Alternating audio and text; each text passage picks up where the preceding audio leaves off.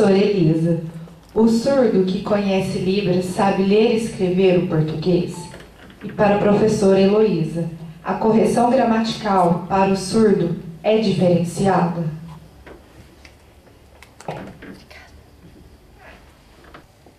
Então,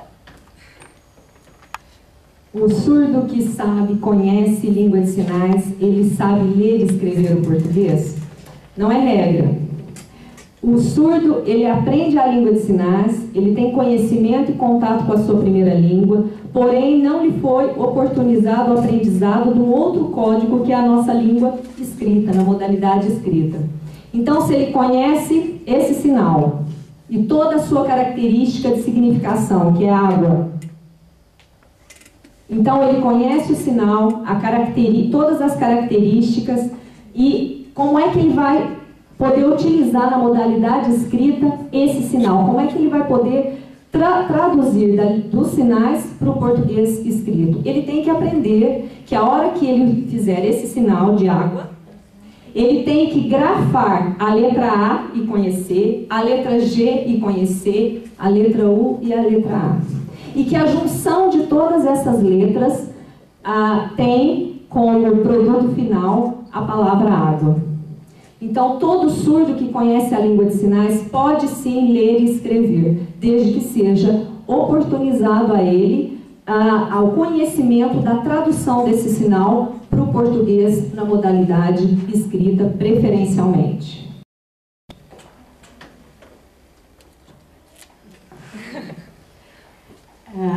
A questão da compreensão da leitura e a escrita para o surdo é assim, tem sido a maior barreira que a gente enfrenta com os surdos, né?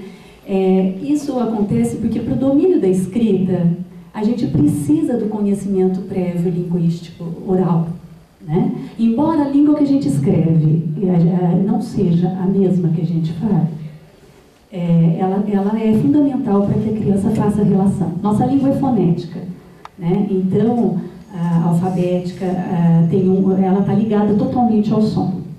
Então, para o surdo, isso é muito difícil, porque ele não tem, normalmente, quando nós estamos falando do surdo aqui ao severo profundo, né, não estamos falando da surdez leve e moderada, que esse surdo convive normalmente com ouvintes, desde que ele tenha uma prótese e que tenha um ganho significativo com essa prótese, né, Elisa?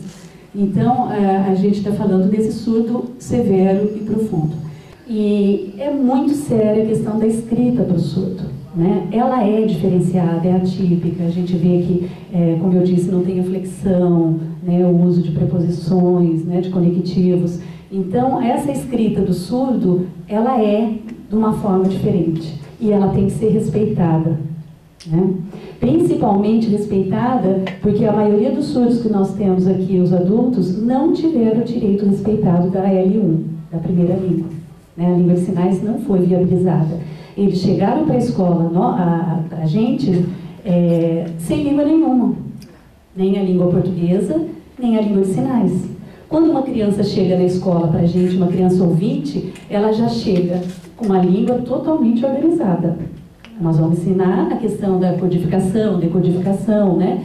E já é difícil, né? Agora, imagina para uma criança que chega sem noção nenhuma. Como Elisa disse, ele vai aprender por blocos, ele vai aprender a água visualizando. O surdo é um ser visual, ele vê o mundo de uma outra forma, é uma forma diferenciada, não é da mesma forma que a gente que utiliza todos os nossos sentidos, né? Então ele vê por blocos, porque para ele A, G, U, A não tem significado fonético, né? Então ele vê a água e vê aquele bloco da palavra água, e aí ele vai assimilando visualmente.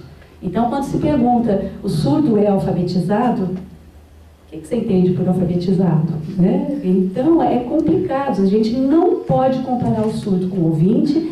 E, respondendo a sua pergunta, a correção tem que ser diferenciada. Isso está previsto em lei. Tá? Tem que ser corrigido o trabalho dele por um especialista, que entende as questões linguísticas do surdo, né? Porque se um professor de português pegar, é capaz de ele pôr um X vermelho em tudo, né? Então, não é tão simples assim.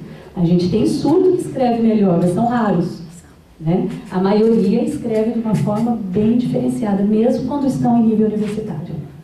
Tá? Só que quando você questiona para ele se ele teve o direito de intérprete respeitado em sala de aula e tem o conteúdo assimilado, quando você pergunta para ele, ele responde tudo em língua de sinais.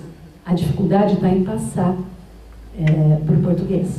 E isso a gente não entende porque a gente deixa de pensar que a língua, o período optimal de aquisição linguística é do 0 aos 3 anos, e ele não teve. Ele não teve isso. Então é uma defasagem que fica para o resto da vida. Né? Não vamos falar que, nossa, então não tem jeito de jeito nenhum. Tem sim, só que é muito difícil. Né? O fracasso é grande se não tiver respeitado os direitos dele. Né? E por isso que a gente luta pelo direito do intérprete, para que ele assimile tudo, né, na sala de aula. Eu acho que seria só isso, acho que eu respondi, né? Eu me lembro, eu tive uma experiência aí por 10 anos na área de alfabetização de surdos, participei juntamente com a Heloísa no início da sala de recursos em Franca, e nesse processo, durante esse processo, né, do trabalho, nessa transição aí da sala de educação especial para a sala de recursos, nós ouvíamos muito e até líamos, né, Heloísa, que enquanto uma criança ouvinte ela pode ser alfabetizada em 1 ano, um surdo demora de 2 a 3. Né? Em função de tudo isso que a Heloísa acabou de elencar aqui para nós. Se ele vem sem conhecer a língua de sinais, ele não teve o acesso a essa língua de sinais em casa, ou porque os pais desconhecem, ou porque ele não teve contato nenhum, né, no seu contexto familiar. Então ele vem para a sala, você tem que ensinar a sua primeira língua para ele ter contato com essa língua, formar o seu contexto linguístico, toda a sua linguagem, todo o conhecimento que até então foi um obstáculo muito grande, porque ele não teve acesso, né, a essa comunicação. Nós ainda temos que ensinar o português na modalidade escrita. Então é um processo demorado, é um processo minucioso, né? E que agora, com a sala de recursos e com a inclusão do surdo, está se tentando, né? E as pesquisas, né, Heloísa, que estão avançando, nós estamos tentando buscar diminuir todo esse processo e não mais demorar de 2 a 3 anos. E o surdo hoje está tendo um acesso muito rápido à língua de sinais e o aprendizado dessa língua, facilitando o aprendizado do português na modalidade escrita. Quando a Elisa disse também sobre o oralismo, né, a gente vê que existe um tabu ainda por parte de vários profissionais, e que nós, na nossa região, estamos ainda atrasados nisso, né, de que se a criança aprende a língua de sinais, não vai aprender a língua portuguesa.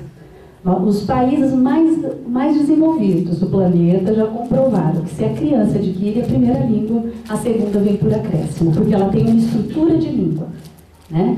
E é isso que falta a gente conscientizar a população, porque infelizmente os profissionais falam, olha, vou pôr um implante, não usa língua de sinais com essa criança, e ela fica com 7, 8 anos sem nenhuma, continua sem.